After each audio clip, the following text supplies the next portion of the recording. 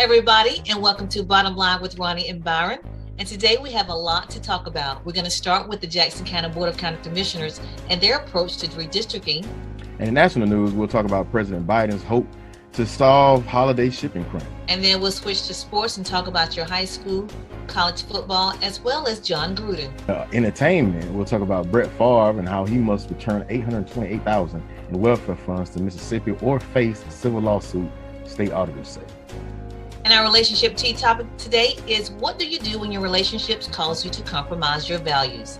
And we'll get back to it right after this.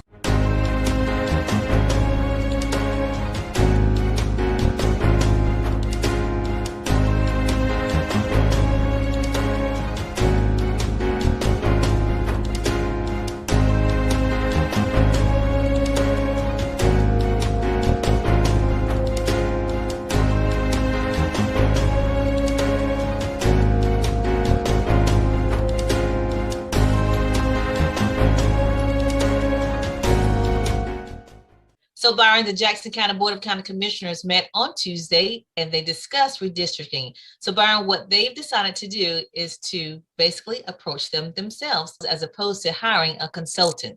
And that is against the advice of their attorney, Michelle Jordan. What do you think about that?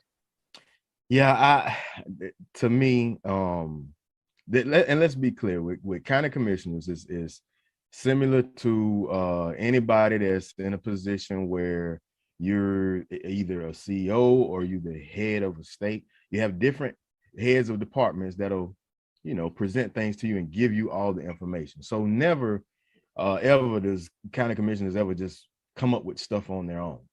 Even if they're getting briefed by someone from community development, you've got a county administrator, you've got a head of road department, you've got different department heads, a person over the parks and recreation. You've got different department heads that put things together and present it to them.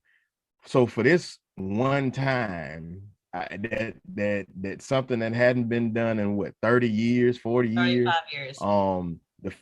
The five commissioners are gonna sit down together and they're gonna come up with, they don't even know. Look, in my campaign, I didn't even realize how many people lived in District 5. I didn't even use certain places in Jackson County. I was like, I've never even seen this. So they say that they're gonna sit down and rezone the districts on their own. It's just that I think that's just a little too I think it's not being really ambitious.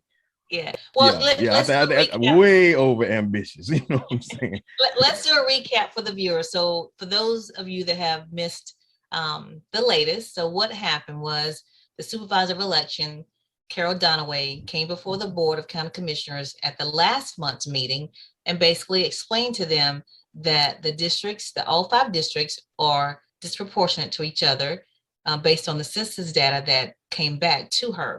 And what that means is a lot of the districts, specifically like 2, 4, and 5, they have way more people in their populations than districts 1 and 3. And Byron, if you can put those numbers up, we have District 1 have 5,956, District 2 have 11,823, District 3 have 7,099 people, and District 4 has 11,440, and District 5 has 11,015. And what that means is they're trying to basically make sure that all the districts in the county are equal, and that magic number is 9,464 that they would like each district to have. So as you see, District 1 and District 3 fall short. And so what they're trying to do is redraw the lines to make sure that all 5 districts are pretty much equal, not regarding voters, but regarding bodies. But here's the key. There is a consent decree that came about in 1986, and it is a court order that basically says District 1 has to remain majority Black. And that was put in place because Jackson County has a history of not being able to allow Blacks to vote their choice and have representation on the Board of County Commissioners. So if you know, District 1 has always had an African-American to represent them on the Board of County Commissioners. Dr. Willie Spires served from the 1980s up until the end of 2020. And then, of course, right now, the current county commissioner is Alex McKinney, who's serving now as well. But Jackson County has only had 2 African Americans on the Board of County Commissioners, and they both are from District 1. So Byron, that's where we are with that. Yeah, and when you look at it, when it gets deeper, when you this goes all the way back to the Jackson County Wars. To be matter of fact, I mean, Dr. Spires was commissioner for District 1 for what 26 years. And as you were, and so people have to understand. For me, I always had the position that the districts needed to be rezoned, generally because population had changed drastically from what it was when the times they actually came out with it. And then on top of it, when I looked at District 5, for instance, the demographic of District 5 is pretty rural, but you have one of the largest voting turnouts in Indian Springs. Well, Indian Springs, to me, in my personal opinion, should be more akin in District 3 rather than District 5, because those are the same people. District 5 people, most people that live either in Grand Ridge, 2A, most of their concerns are paved roads, more resources, things of that such, internet. That what they want, their wants are not the same and not aligned with folks that live in Indian Springs. So, and it makes sense that, okay, District 5 is 11,000 plus people, and District 3 is cut short. So it'll make more sense to make that adjustment now. But at the same time, me seeing it from my point of view, I know good and well that Byron Dickens or nobody else, no matter how smart I think I am, what makes me a smart person is to realize that, hey, no matter how smart I am, I don't know everything. So I need to get folks that are smart enough to know how to do this and experience with doing this to put this together for me. It just, to me, it just don't make sense to try to heart that and put it all together yourself when that's not your, it's not your area of expertise, nor is it nor is it your job. Well, the county attorney, like I mentioned, Michelle Blankenship Jordan is her full name. She strongly recommended that the county commissioners get a consultant because of the consent decree, because she's saying if she has to go into litigation, she needs assistance, because which makes sense. She did not know. Yes, and this consent decree is solid, is not going anywhere. They are not in compliant right now because of the disparity of the population in District 1 compared to the rest of the districts. And also, right now, District 1 is not majority Black. And that is what the consent decree states. It has to remain majority Black. So now the dilemma is 2 things. Whether or not they get a consultant, because right now the chairman, Jim Peacock, says they can do it themselves. So we'll see how they proceed. That's the first thing. The second thing, we have to see, how do they redraw the lines to make District 1 Black?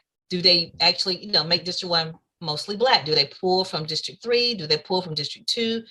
Do they pull from District 5? So that remains to be seen. So we'll keep watching this situation, because they do meet again. There's a special meeting on Tuesday night, October the 19th at 5:30 p.m. And it is open to the public, although they are advising that people watch it virtually via YouTube or via Zoom because of COVID-19. But you are welcome to go down to the county administrator office and be in attendance in person. So I strongly, suggest that people in District 1, that you really try to attend via Zoom or via YouTube or in person, because this affects you heavily. And you're trying to see, well, why do they want it to remain majority Black? Well, history has shown District 2, District 3, 4, or 5 do not elect Black county commissioners. They just don't. So that's where we are. Yeah, and that's the point. I kind of felt like 5 was kind of close in that range to be kind of down the middle with Black and white, but and then here's another point to be made. Even still, even with having one district that is predominantly Black, and have that representation, you still have 5 commissions. So 3-2 is still a majority. So understand that people have to really get engaged and understand how important these local elections are. It's not, I know a lot of people get so caught up in national politics, and whether it's CNN, NBC, Fox News, whatever it is, that's national politics. But I go back to how important it is. If I got a problem and I'm in Walmart, and if I got a spill on aisle 7, I'm not going to call the Walton family to complain. So it's in the same retrospect. You got issues in your community, you can control that. Nobody, Cory Booker, nobody can come down to Jackson County and do anything. The people of Jackson County have to do that. And it starts with getting engaged in something like this, because it hadn't happened in what, 30 years? 35 years, yeah. And see what I'm saying? And so if we don't, and if people in District 1 and people in any of these districts, because you don't know where they're going to pull from. So you want to make sure that you've got the best leverage, and political party aside, you want to have the best representation of you and where you live at. So once again, you don't want your votes to get drowned out from people that it's not going to bring what you want in your community. So that's my thing. I that's what you have subject matter experts for. You got a lawyer that's giving you, an attorney that has given you solid advice. Yes.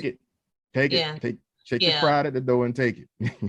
I hope they follow her advice, because like I said, this is a legal matter. The consent decree, again, is not going anywhere. The big part of this is the Jackson County NAACP. They are front and center. The consent decree does state that they have to be involved in decisions if anything is done as far as redrawing the line. So they are front and center in this.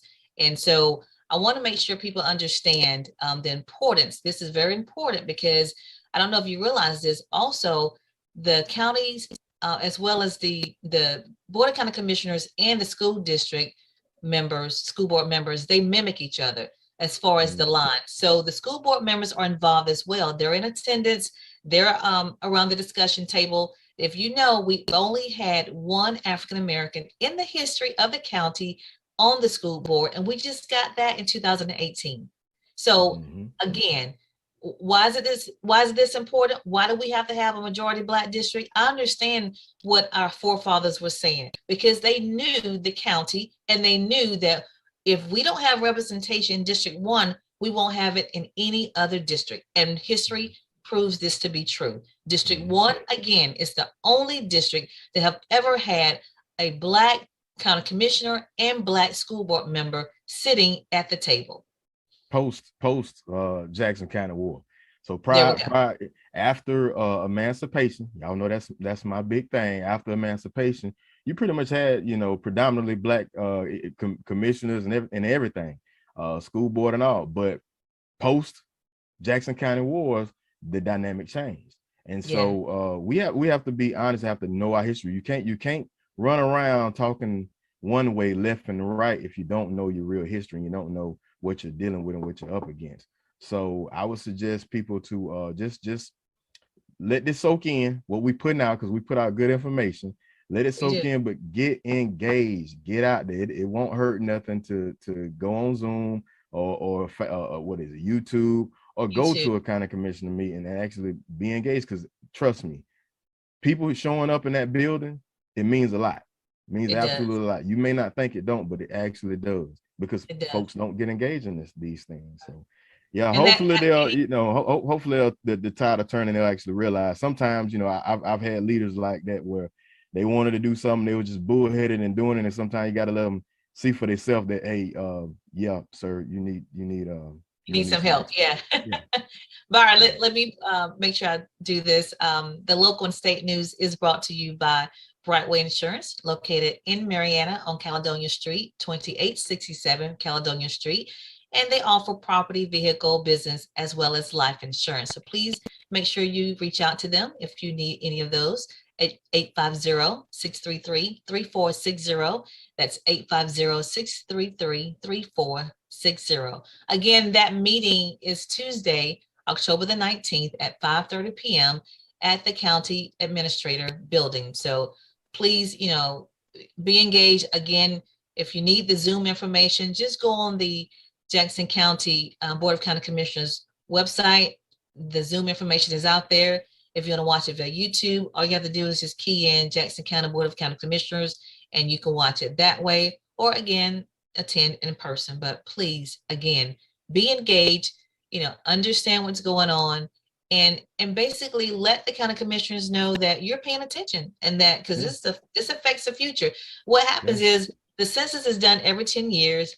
This should have been done a long time ago, but I'm going to take, the train of thought that perhaps they were afraid because of the consent decree and they didn't know how to approach it. So now, they're going to approach it, but they have to approach it the right way. They can't willy-nilly this, because if they do, they really can be fined right now because they're not in compliance with those two items. The population is way low than where it's supposed to be. And as far as majority, District 1 is no longer majority Black. So again, get engaged, pay attention. Again, I'm going to mention the right way. The cat is out the bag now. So it's out the bag. Yeah, we know it. So again, visit Brightway Insurance, located in Marianna. Reach out to TD. They're open Monday through Friday from 9 to 5 p.m. and on Saturdays by appointment only. Tell TD Horn that you heard us talking about it right here on Bottom Line with Roni and Byron, and that you're looking for looking for some property insurance, vehicle, life insurance, or business insurance. So give them a shout out at 850-633-3460. All right, I'm going to move on, Byron, to some more things that came out during that meeting on Tuesday for the Jackson County Board of County Commissioners. They named a new road and bridge person. This person is the director.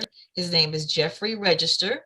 He is the new Jackson County Road and Bridge Director, and they have been looking for someone for the last 4.5 months. So it sounds like he was already, on board, already employee for the county, and that he applied for this position and got it. So that's where we are with that. What's his name again?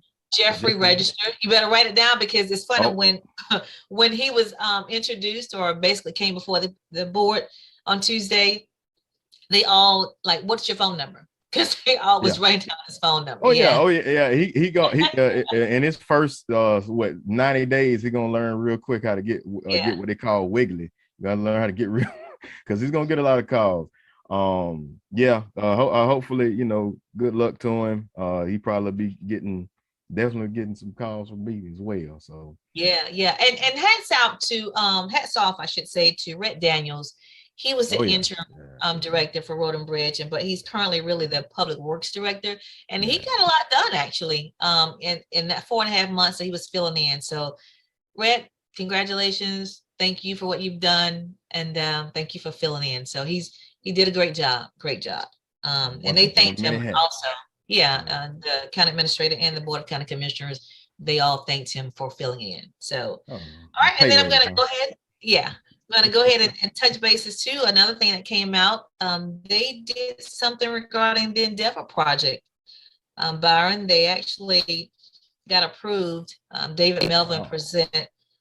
They need to get approved for a senior housing development, and they're going to apply through the Florida Housing Finance Corporation. So what this means is they're trying to have a senior housing development on the grounds at Endeavor. So that's going to be pretty good. They're looking for new ways to, house our seniors. So that's going to be a development right there on the property. And then the other thing is that they kind of adopted a future land use map. They made an amendment to it. It's 320 acres out there near Poozer Road, but they were trying to kind of change the zoning for that and to make that workforce housing a development. So that's going to be interesting too. So Endeavor has a lot, in addition to the autism center that they're working on, the museum.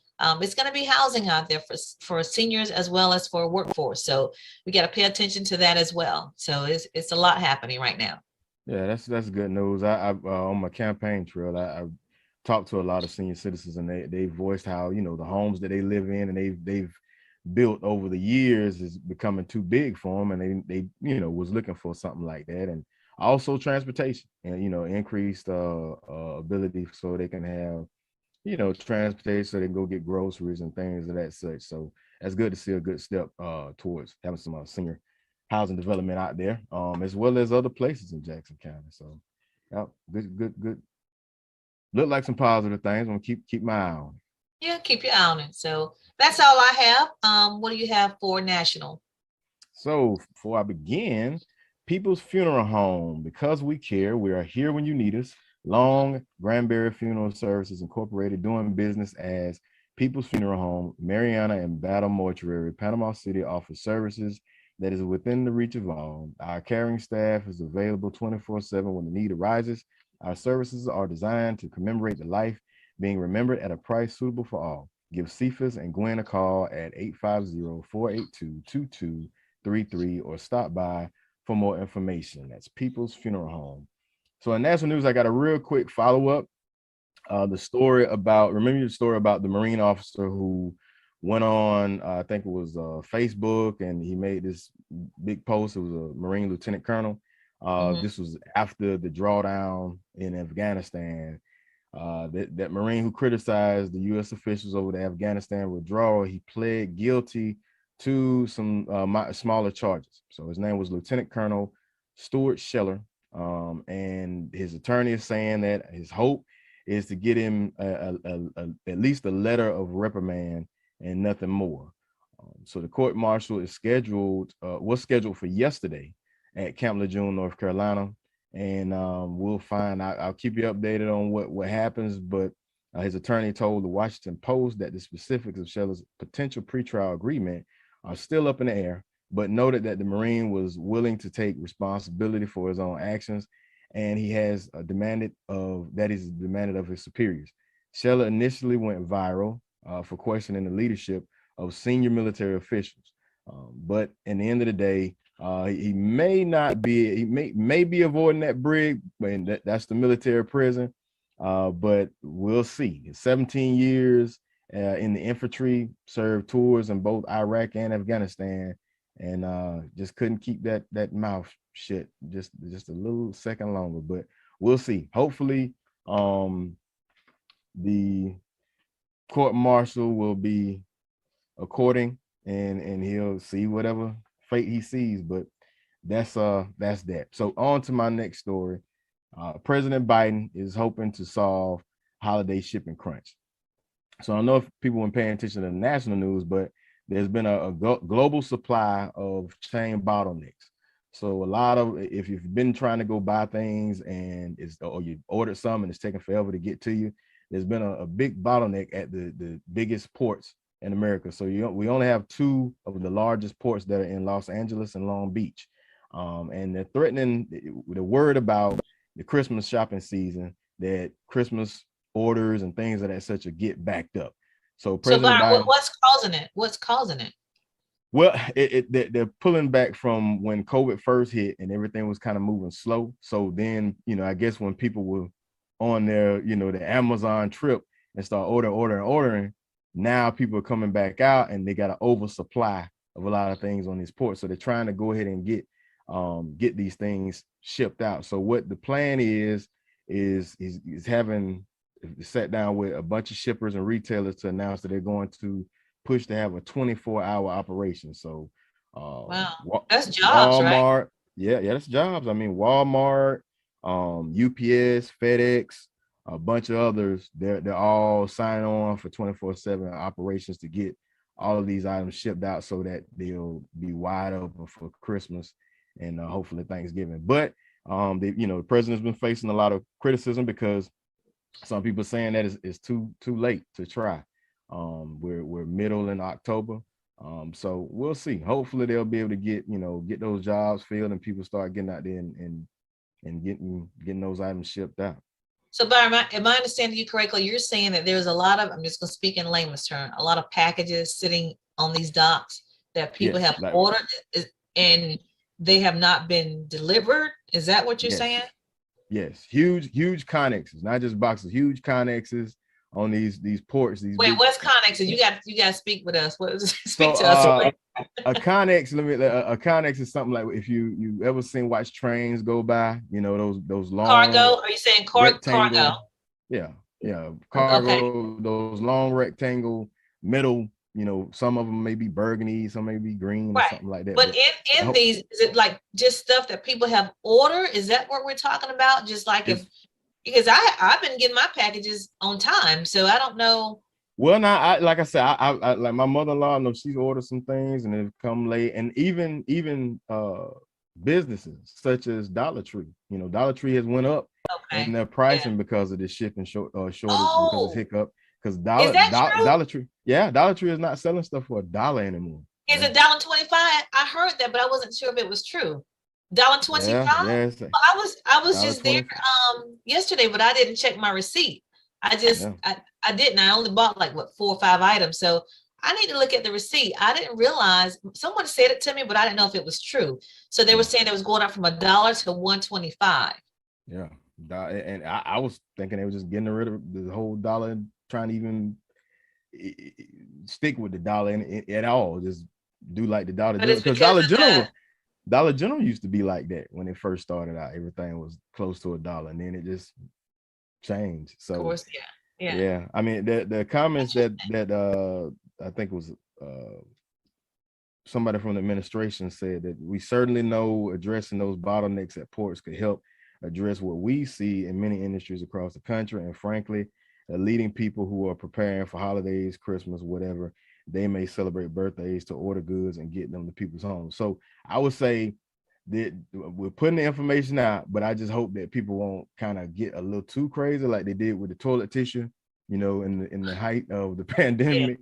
So folks knowing that it's a shortage and start buying up. So hopefully they'll get this situated in time for the holidays. But I've ordered a few things and I haven't noticed a slip off, but that's been through Amazon. So maybe Amazon's just tip of spirit, I guess. I don't know. Well, Amazon, we have a last mile distribution center here for Amazon. And what that means is, when the packages come to Jacksonville, if you're I forgot what the radius of Jackson County it is, but they come here and drivers in their own cars will deliver your packages. So it's not through UPS, it's not through United States Postal Service or FedEx.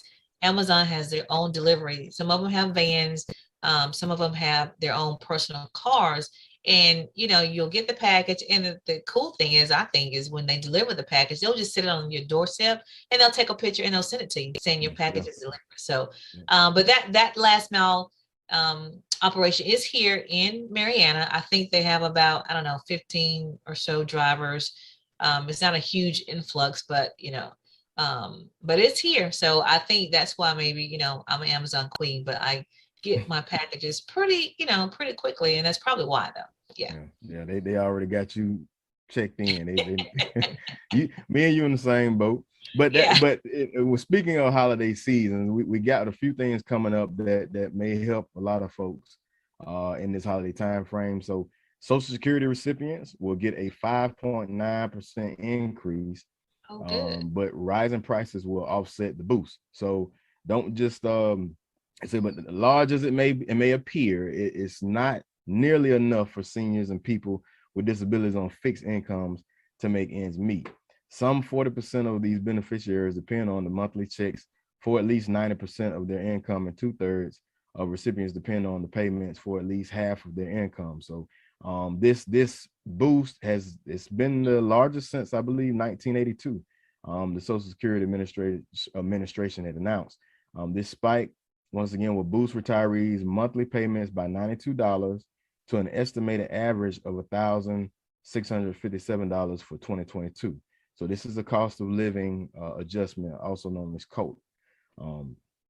But hopefully this increase it's got two different sides to it. So some are saying that because of the increase, it could push the Social Security closure towards insolvency, and basically saying this comes at a national debt that hovers at $28 trillion, and the deficit sits at $3 trillion per the CBO. So they're saying we probably would unable to pay the benefits starting in 2033. At that point, only 76% of benefits could be paid out. So I don't know. And this is coming from the Committee for a Responsible Federal Budget. They estimated that fund. They also stated that Social Security is already on a path to insolvency, and we estimate the higher cost of living payments could deplete the program's trust fund a year earlier than projected. So hopefully they'll come up with a plan to where we get Social Security back in play, where in my age, when I get the age of getting it, and my kids get of age of getting their Social Security, will still be there. But right now, everybody can expect that 5.9% increase, those retirees. Also, we got a fourth stimulus check that should drop today. So that stimulus check should hit the bank accounts today. It's a part of that American Rescue Plan. It's called the biggest child tax credit in history. Half of that tax credit, that total credit amount, will be paid in advance. If people not aware of it, half of the total credit amount will be paid in advance on monthly payments, and you will claim the other half when you file your 2021 income tax. So payments have already came out July 15th, August 15th, September 15th, and now October 15th. So payments are received either by a direct deposit or by check. And for families that have kids up to 5, they receive $3,600. For ages 6 through 17, it drops to $3,000 per child. So half of that amount is paid in monthly installments from July 2021 to December 2021, as shared above in the payout schedule. It's shared in that payout schedule I just laid out. And the other half, you'll be able to file on your 2021 tax credit. So January, February time frame, you'll be able to file for that other half, but you're getting everything up front. So if you're not getting it, you may want to make the appropriate calls. But so that also should help a lot of folks around this holiday season. This is being and Byron, make sure they know that that's for if you have kids. Yes, so, that's if you have kids or dependents, kids. If you and I think it's $250 if your kid is between, was it 6 and 17, maybe? Is that 6 and 17, and then okay, and then 300 for younger than 6, right? Yeah. Okay. I just want people to know. So check your, and it is direct deposit if you're if they have your banking information. The IRS means if you're signed up with a lot of people may have gotten it and didn't know they got it. Yeah, I know. So just check your funds for today. Check your bank account and make sure that if you have dependents, that you do see it. And so that's my national news. People's Funeral Home, because we care, we're here when you need us. Long Granbury Funeral Services Incorporated, doing business as People's Funeral Home, Mariana and Battle Mortuary, Panama City, offers services that is within the reach of all. Our caring staff is available 24/7 when the need arises. Our services are designed to commemorate the life being remembered at a suitable price for all. Give Cephas and Gwen a call at 850-482-2233, or simply stop by for more information. It's People's Funeral Home. All right, we'll go to our sports segment then. We have some high school football action tonight. We have Graceville. Graceville actually is at Vernon tonight. Graceville lost last week to John Paul II. That's a school out of Tallahassee. They lost pretty bad, 56-0, but they have a chance to redeem themselves tonight in Vernon. Sneeds Sneeds is in Sneeds tonight. They play Jefferson County.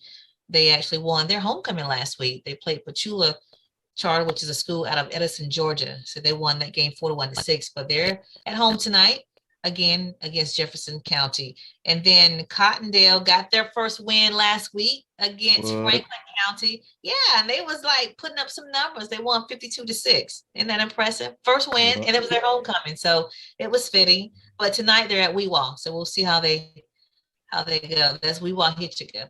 And then Mariana is at McClay, which is a school in Tallahassee. That game is actually at 6 p.m. The previous 3 games that I just mentioned, they're at 7 p.m. But Mariana is at McClay tonight. They won their homecoming last week. They beat who did they beat?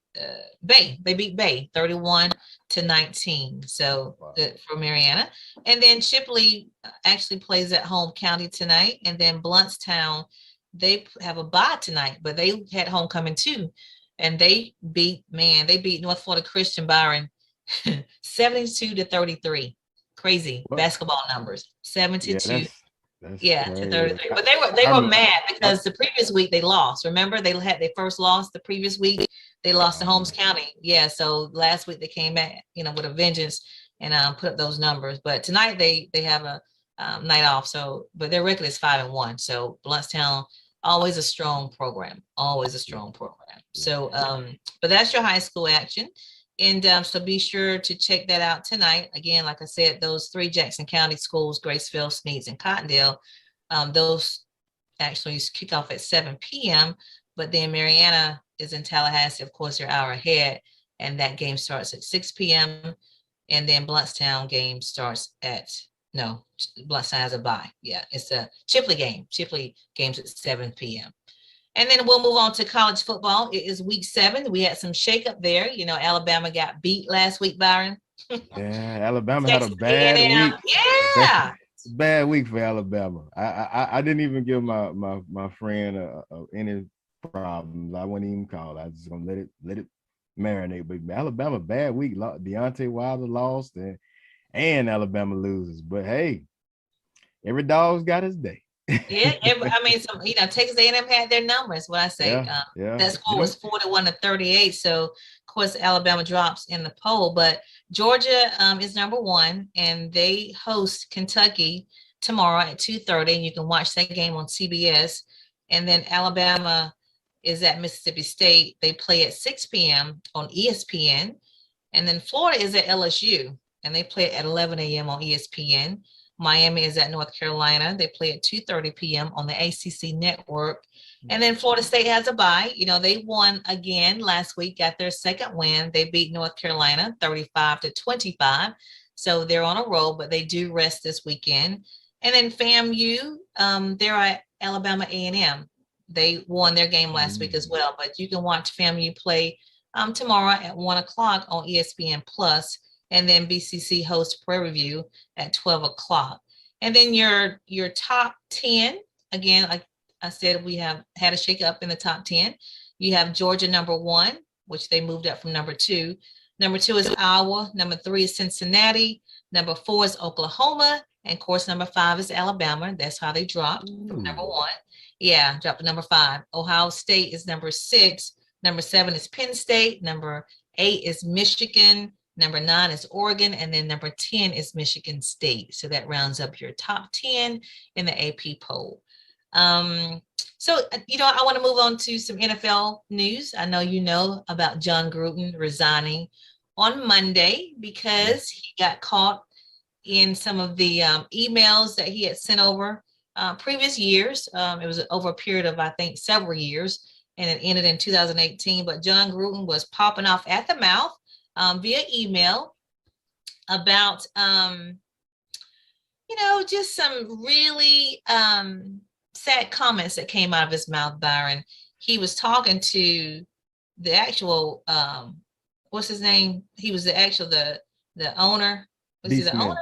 Yeah, he was. No, he was like an executive. He was talking to the former president of the Washington football team. They changed the name from the Washington Redskins to the Washington football team, Bruce Allen.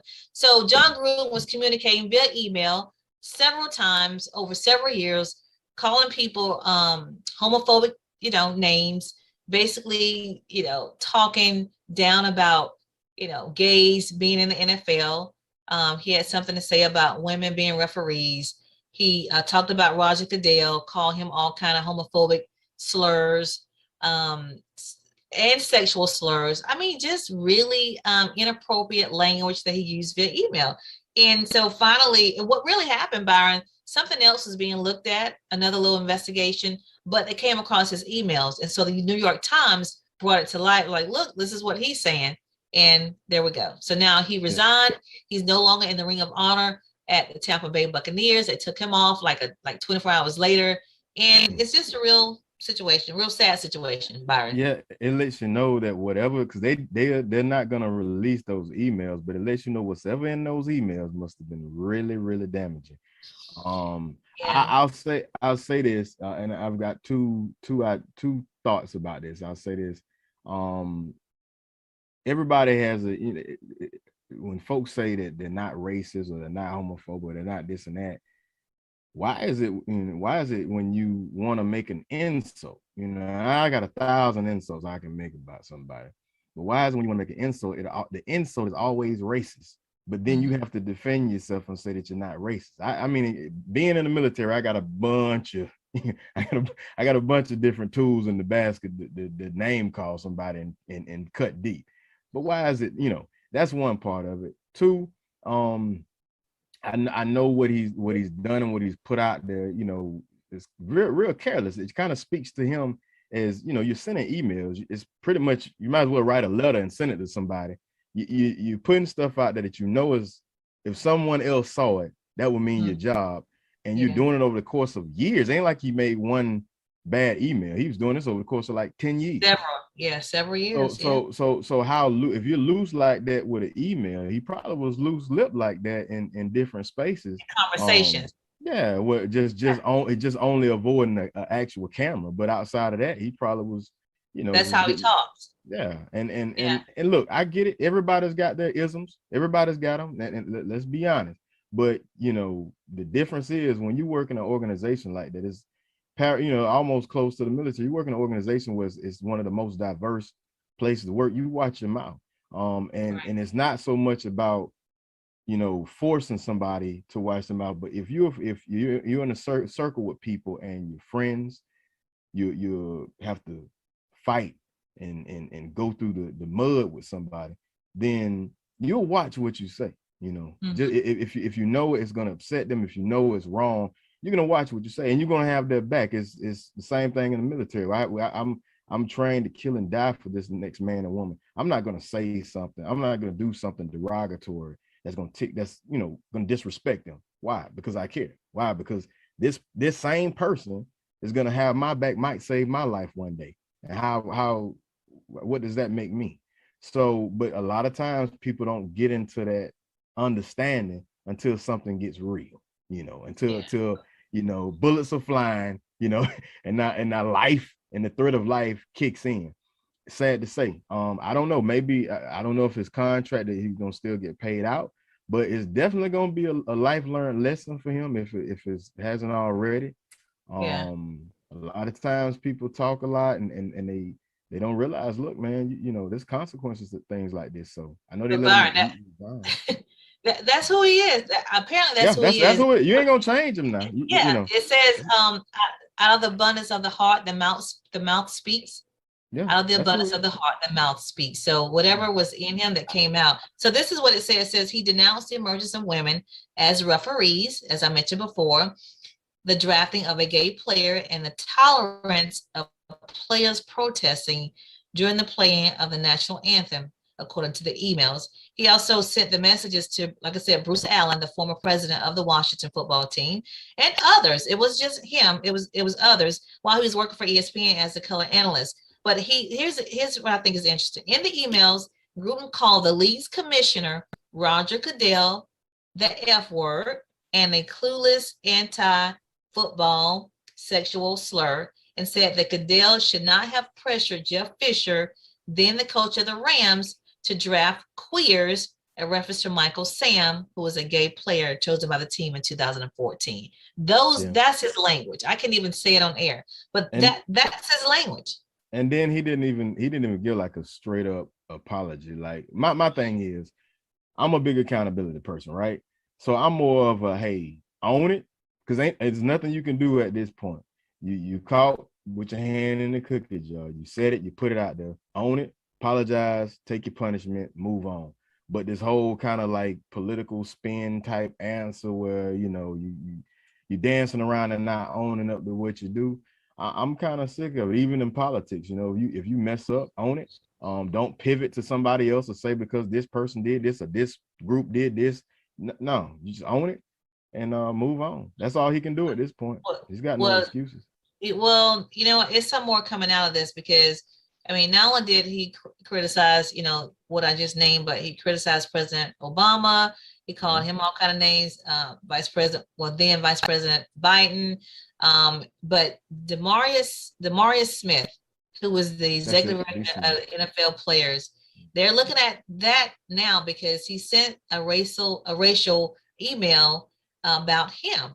And so they're looking at, what he said. So he's not going to come out just looking pretty. I don't care how much he said, I'm sorry, my apologies.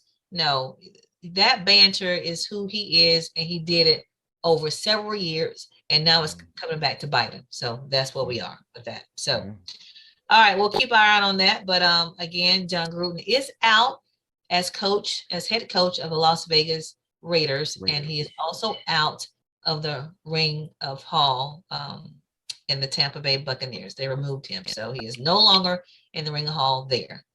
And that's all I have for sports. What do you have for entertainment? So for entertainment, before I begin, I want to talk about some Two Egg TV. So speaking of Two Egg TV, Two Egg TV is an off the beaten path streaming travel channel. Dale Cox and the Two Egg TV team take you on a digital adventures in Florida, Georgia, and Alabama with travel features and documentaries. You can watch Two Egg TV on YouTube, Roku, and on twoeggtv.com. That's twoeggtv.com. So in entertainment, I've got, I don't know how many people follow hip hop like that, but the rapper Tyga he was arrested for felony domestic violence after alleged altercation at his Hollywood Hills home. Rapper Tyga has been arrested on a felony domestic violence accusation. This was confirmed by Fox News, I believe. A spokesperson for the Los Angeles PD put out that the rapper, whose real name is Michael Stevenson, how about that, turned himself into the department's Hollywood precinct around 7 a.m. local time Tuesday as a result of an incident which police said occurred the day before. The rapper is being held on a $50,000 bond. According to TMZ, his ex-girlfriend, Cameron Swanson, at his home in the famous Bird Street area of the Hills, the gossip outlet maintained that sources said that Swanson arrived at Tyga's home, began acting belligerent. The situation apparently escalated and allegedly turned violent. I think she posted some pictures on Instagram. So this kind of took light. Her injuries from the alleged altercation was right in a post. She stated that she's been emotionally, mentally, and physically abused, and I'm not hiding it anymore. Hence the arrest of rapper Tyga. So we'll see what follows up with that. If people don't also stay out of the relationship, stay out of it, because a lot of times they go back. So we'll watch that. But yeah. Yeah, and if people don't know, he's also Tyga was previously dated Kylie Jenner. He also shares a son with Black China. So if you follow the Kardashians, you may know about Tyga. He's got some couple of hits out there. Okay. And my next story, Smokey Robinson. Everybody's getting hit with the COVID. Smokey Robinson was rushed to the hospital with COVID. And he stated, "I could have died." Smokey Robinson, 81 years old, looking good. And he attributed to his good health, that helped him pull it out. He revealed that COVID-19 really had a hold on him late last year. That's really what he said. It's not a point to one of his old classic songs. Leaving the Motown legend fearing that he would never sing again. So he had lost his voice as well. The voice such classes of "You Really Got a Hold on Me," "I Second That Emotion," and "Tears of a Clown."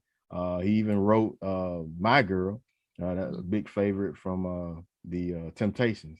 So they had to rush him to the hospital. He got severely ill, and he stated that, "I was hospitalized for 11 days, and 4 or 5 of those I do not even remember.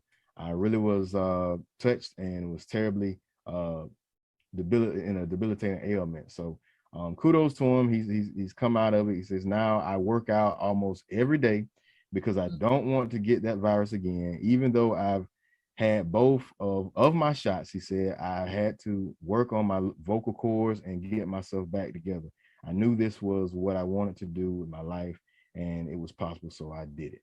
So kudos to Smokey Robinson for pulling out of that daggone COVID. I'm glad he got better. I actually met him, Byron, in about 2004, 2005 in Los Angeles. I was with my cousin, who at the time was a producer for NBC, and they did a piece during one of the, I think it was during the Grammys, and I went with her while they was doing the interview, basically, and that's how I met him. Real nice man, sweet man. Yeah, I'm jealous. Yeah, nice looking man too. Yeah, I bet.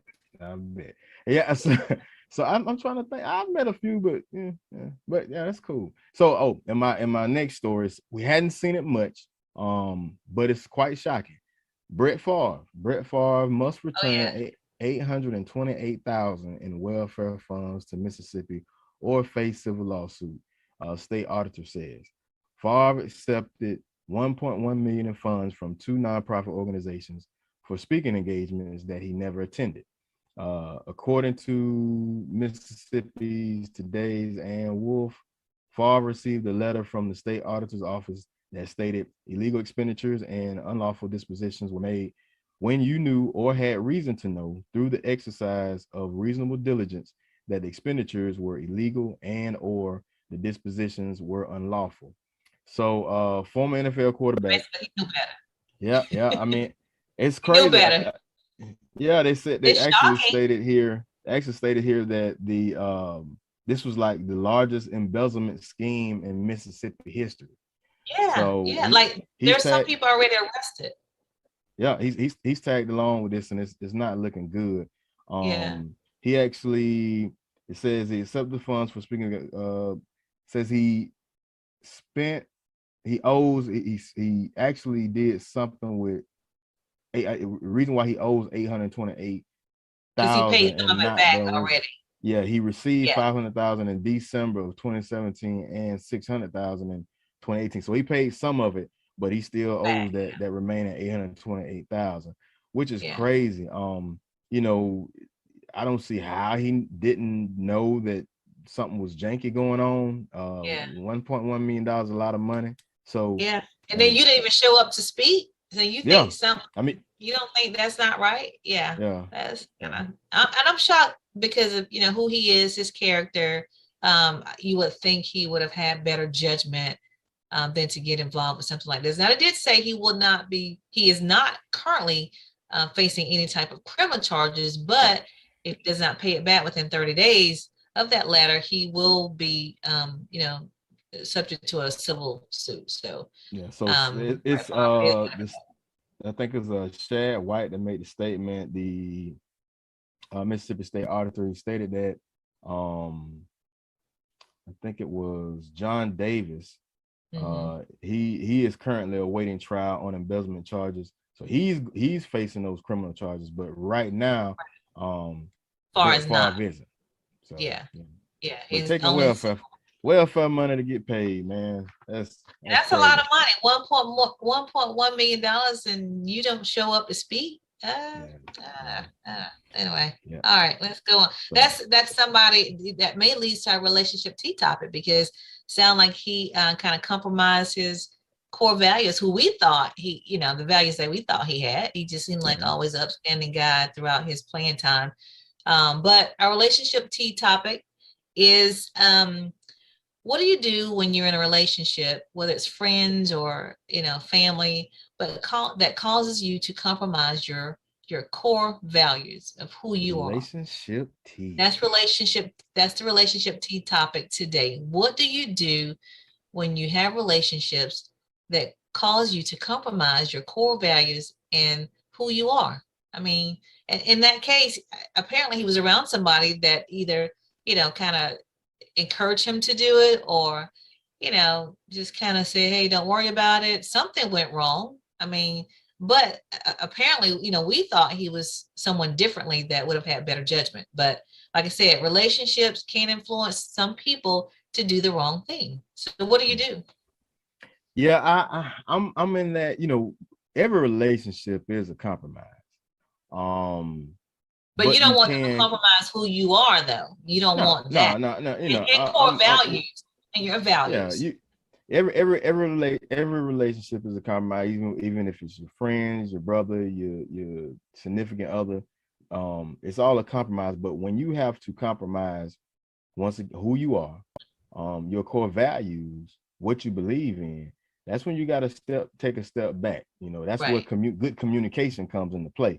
But you also got to have a little integrity there, because this is where the peer pressure comes into play in grade school, high school, and even in adulthood, where hey, I don't want to lose this person as a friend, but I'm going to do something that I know and I know in my heart of hearts is wrong, and I'm not in agreement with. That's something that you don't do. Another thing that I take from it is that you can compromise so much to the point where you're being used. You can give, you can compromise everything, and then next thing you know, you doing all the giving, you doing all the compromising. That's another aspect that you have to be conscious of. So I would say, as a person, no matter what relationship you're in, no matter if it's a friendship, no matter if it's your significant other, your girlfriend, your boyfriend, husband, wife, brother, sister, cousin, make sure that you're getting exactly what you're giving in. Because a lot of times somebody's you somebody's friend, but they're not your friend. You know, That's you true. somebody's girlfriend or you somebody's boyfriend, but they're not yours. And Mhm. and that's what compromise come in, because you got I'm big on 50-50, and I give you everything I got, but we got to give the same thing in, not 60-40. I think it was Teddy Pendergrass, not 70-30, but I'm talking about that 50-50 love, you Yeah. know. So But Byron, that's too ties into like what we're saying as far as, you know, when you're giving and taking the relationship, but you don't want the person who you're in relationship with to overpower you into doing something that's not correct. You know what I'm saying? That's compromising who you are, or that's encouraging you to go down a different path than what you believe in.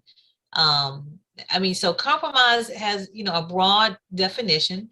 However, it ties into, you know, it ties into each other. So in relationships, like you said, it's a basically a give and take relationship. But if you're in a relationship that's dominant, being dominated by a person that's not a good person, and you're being influenced to doing something, then you need to cut the relationship. That's the yeah, bottom line.